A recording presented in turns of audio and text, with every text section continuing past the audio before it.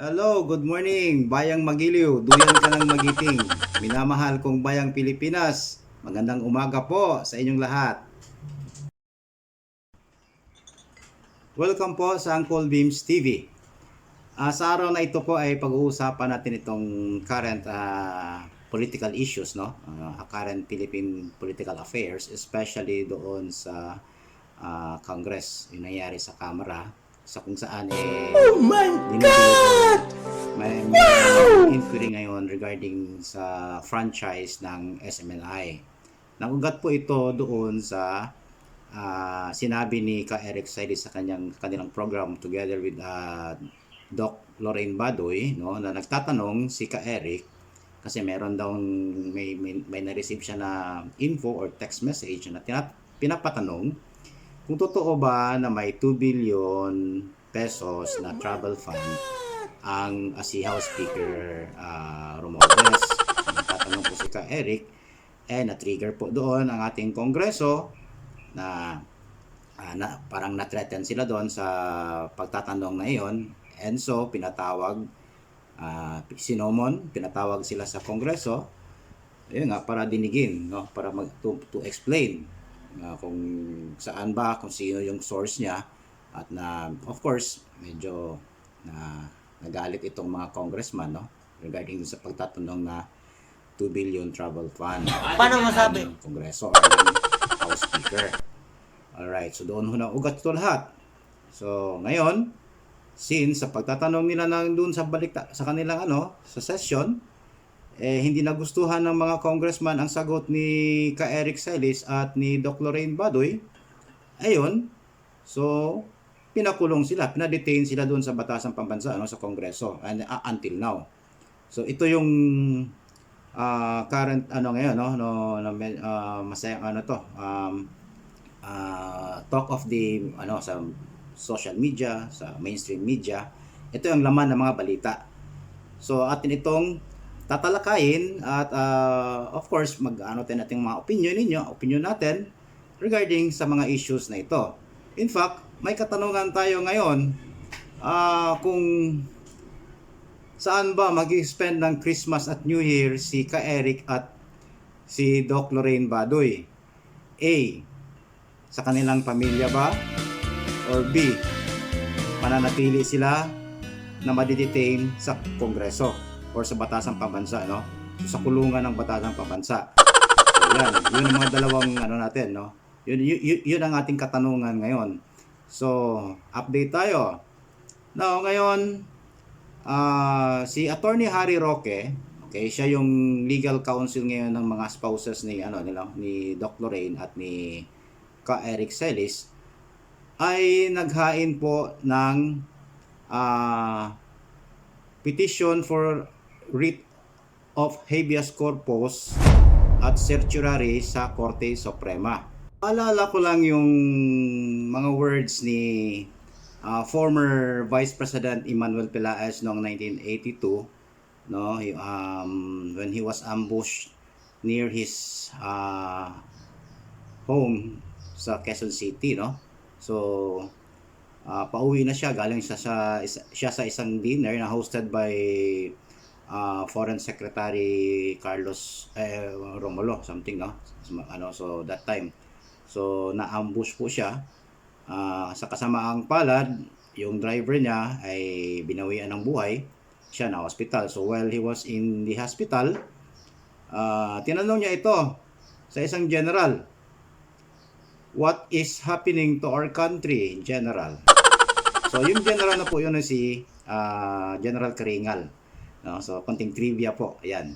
So yun nga ito, what is happening to our country, General? Kumbaga kasi, well, ito kasi another issue ito, no, regarding with the, yun nga, we all know naman na ito sila Ka Eric Celis at Doc Lorraine Badoy. Sila itong mga tinatawag nating mga during the PRRD administration, no, sila po yung nangungulo or nangunguna doon sa ng NTF LCAC. Ito po yung na body na nabuo ng na to counter the CPP NBA infiltration in the of course in the barangays in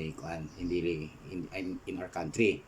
So, ito po yung mga localized na mga mga tawag nito yung counter insurgency programs, no, which is very effective naman, no, in curbing yung NPA harassment incidents, and maraming mga NPA po ang nag-surrender. And in fact now, mahina na nga daw ang ng pwersa ng mga NPA, which is true naman kung ating mga kaya lang syempre andyan pa rin yung mga supporters nila, especially diyan sa Congress, no, yung ating Makabayan Bloc, no. So marami pa rin naman diyan sila nagsusuporta. Ang issue kasi ngayon, kasi nga si PBBM, so nagbigay po ng amnesty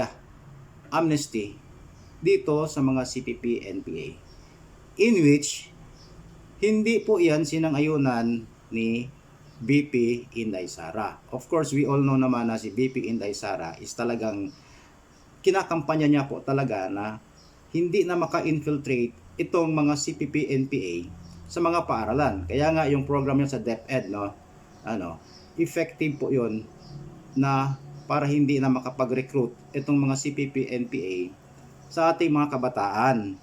Yun naman, no, sa mga doon sa mga bundok-bundok na area, yun po yung mga doon po yung mga na hindi na naaabutan ng mga atensyon ng ating national government. Kaya doon nagwo-work yung estilo ng mga CPP NPA na yan sa pagre-recruit ng ating mga kabataan.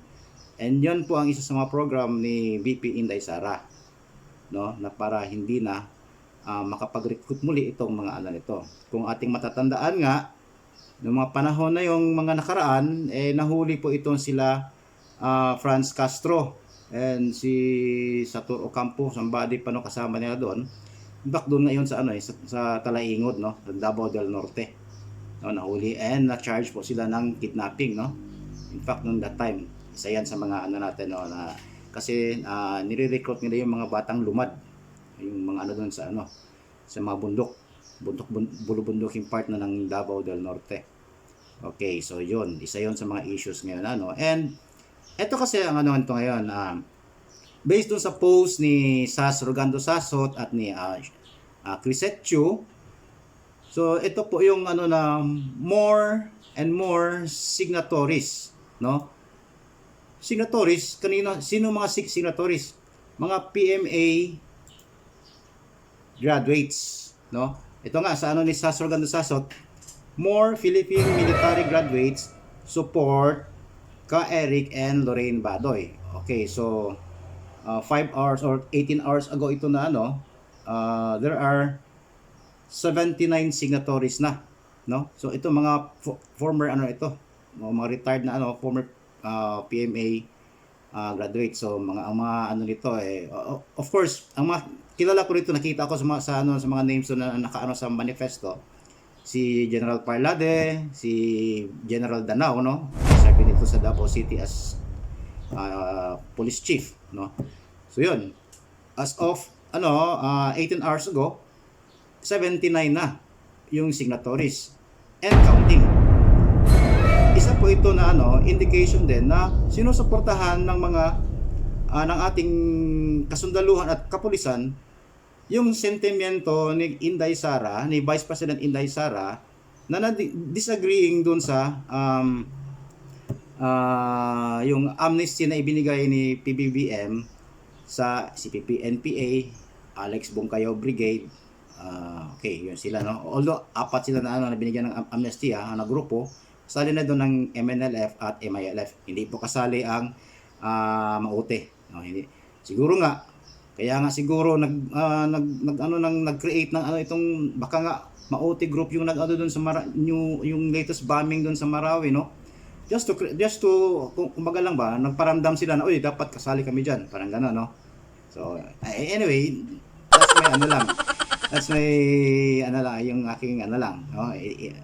Idea ko 'yon na part 'yon sa aking aking idea, opinion ko 'yon na naisip.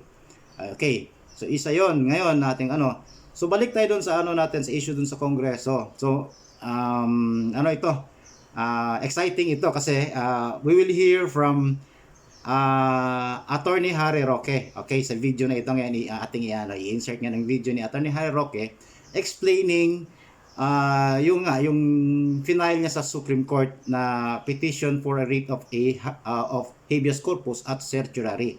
So, of course, hindi naman tayo abogado, hindi tayo expert yan. So, we will let the expert, no? We will hear from the expert kung ano po 'yon. Okay, panoorin po natin ito.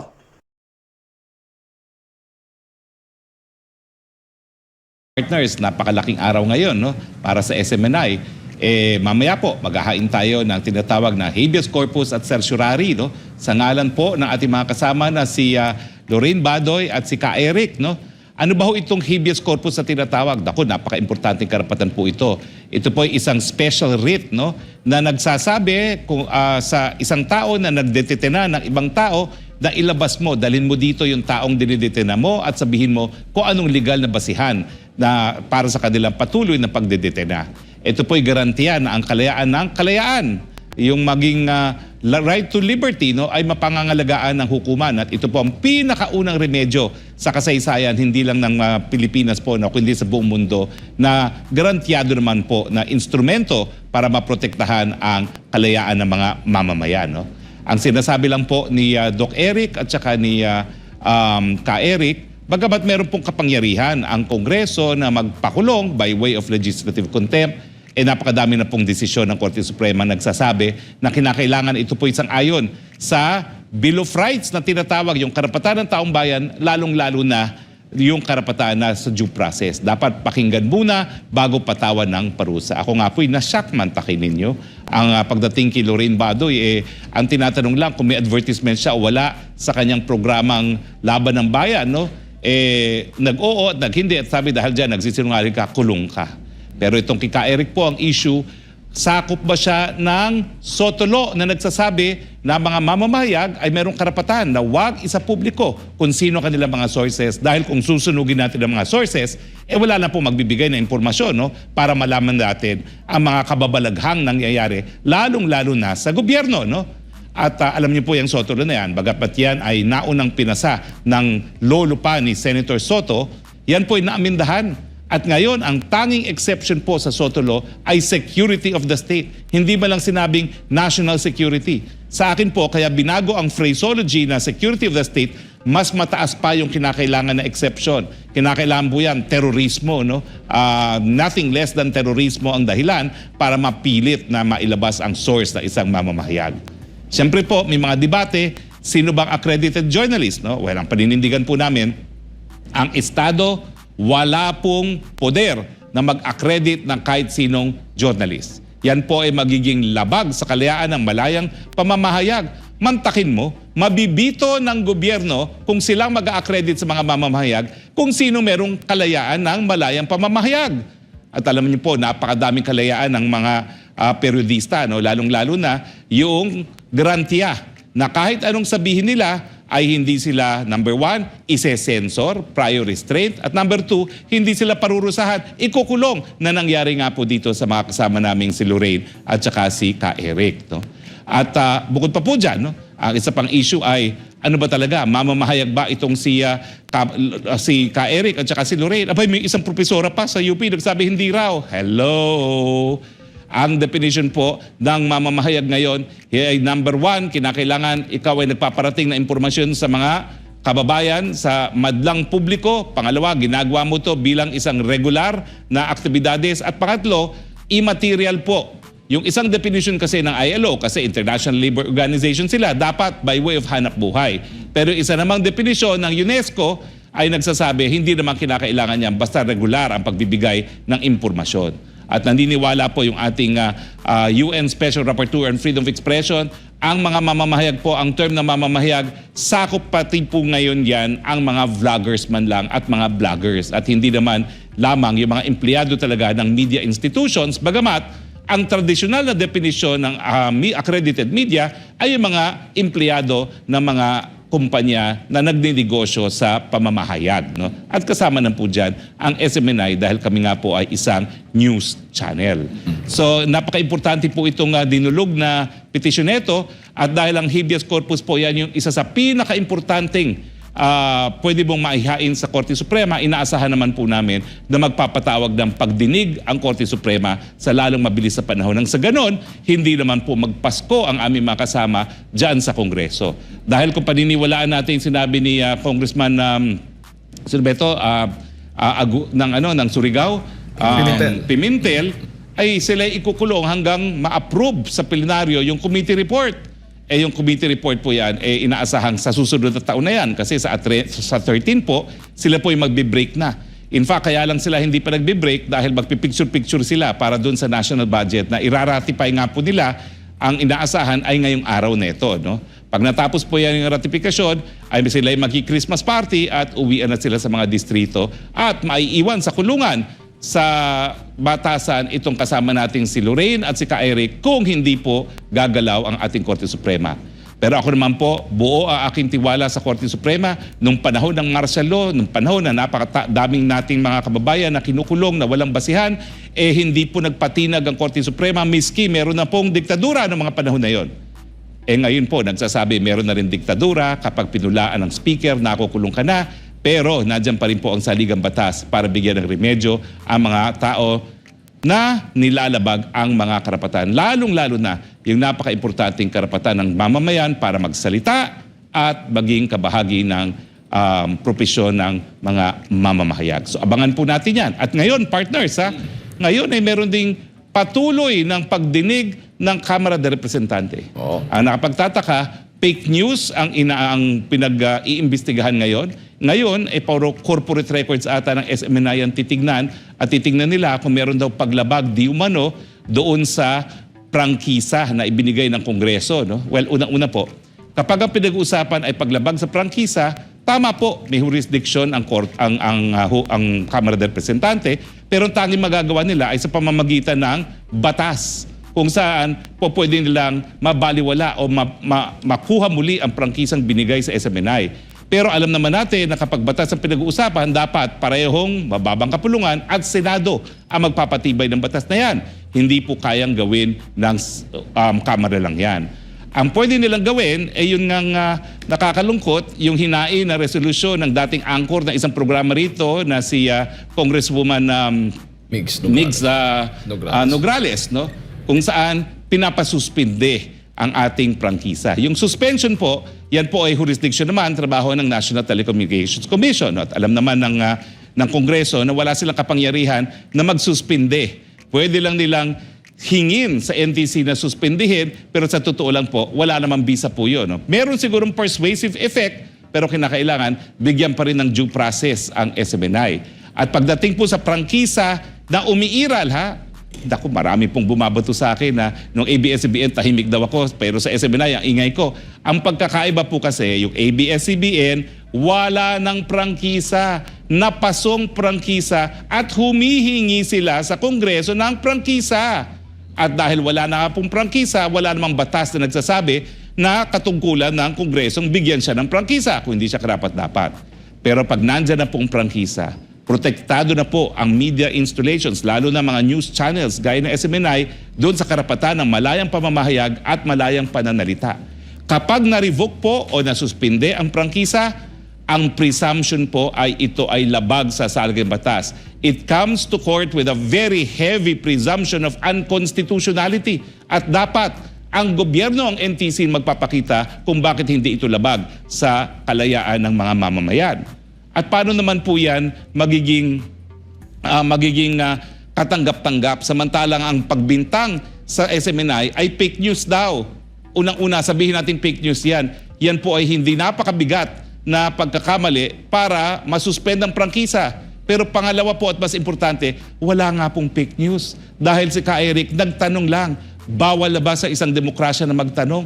Bawal na ba sa isang demokrasya na hingin ang speaker na magbigay klarifikasyon doon sa naiulat na 1.8 billion na travel expense? Bawal na ba ho ngayon yan? At yan ba ho ngayon ay basehan na para masuspende ang prangkisa? Sa tingin ko po, hindi, with all due respects. Bagamat, siyempre, naintindihan natin, napakapangyarihan po ng speaker. He is the fourth highest ranking official of the land after the President, the Vice President, the Senate President, and of course, siya na po ang pang-apat.